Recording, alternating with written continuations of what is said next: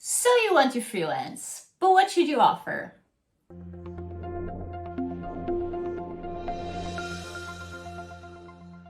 Hey everyone, my name is Sylvia and welcome to my channel. In today's video, we're going to be talking about how to figure out what you should offer as a freelancer or service provider. I know this is a place where many people can get stuck. Understandably, it can be a lot daunting, really daunting to figure out what you want to do. But first of all, please note that you can always pivot and nothing's set in stone. So hopefully that takes a little bit of the pressure off. And also you can use these tips, whether it's your first service that you're offering as a freelancer, or if you're just making a pivot in your business. I've made plenty of those before, so I know what I'm talking about in a way. So yeah, hopefully these tips help you out to choose your first or next service. And without further ado, let's get on with the video. The first thing I always tell people to think about when they're choosing what to offer is to think about, what have you done before?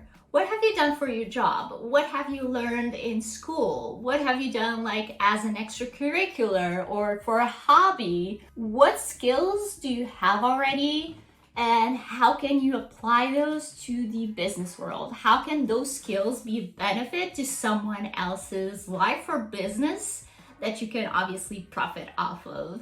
Yeah, think about it, make a list if you need to, grab a pen and paper or write it down on your laptop or your phone, whatever you have at hand. And yeah, start compiling that list and add on the next couple of things that we're going to talk about, and then think about it, brainstorm a little, let me know in the comments if you need my help, and yeah, let's get on with the next step. The second step, the second thing that I tell people to think about is, what are you good at? I know we just talked about what you're skilled at, but that's kind of different. There are some things that you may not have that much professional or educational experience in, but that you're naturally good at. For example, when I started freelancing, I was a senior in high school, so I didn't have that much quote-unquote experience other than what I learned in school. But I used to draw a lot. And not to toot my own horn here, but people told me I was good, and I kind of think I was good at it. Now probably not so much. But when I started freelancing, I actually started by offering illustrations and designs because I knew I had a good eye for it. I knew I was good at doing that kind of stuff. So think about it. What are you actually good at?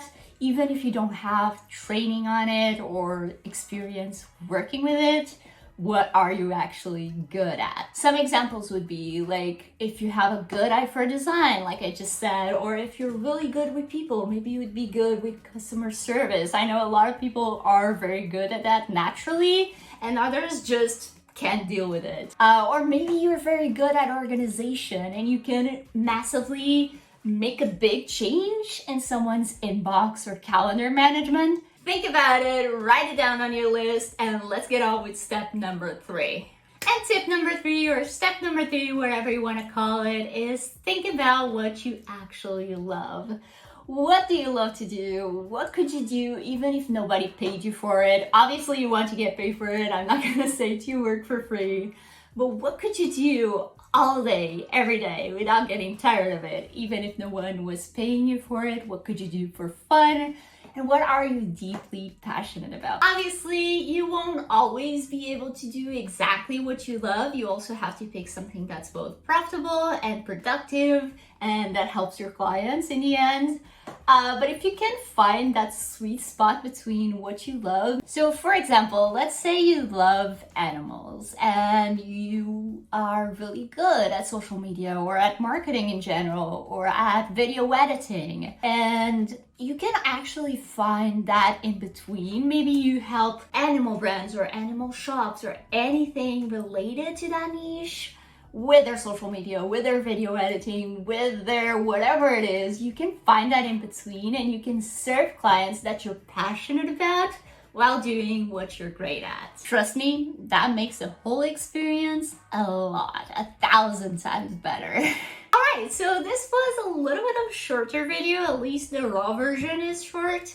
But as a recap, number one, you want to figure out what you're experienced in and what you have done in the past. Number two, you want to figure out what you're naturally good at, even without any training.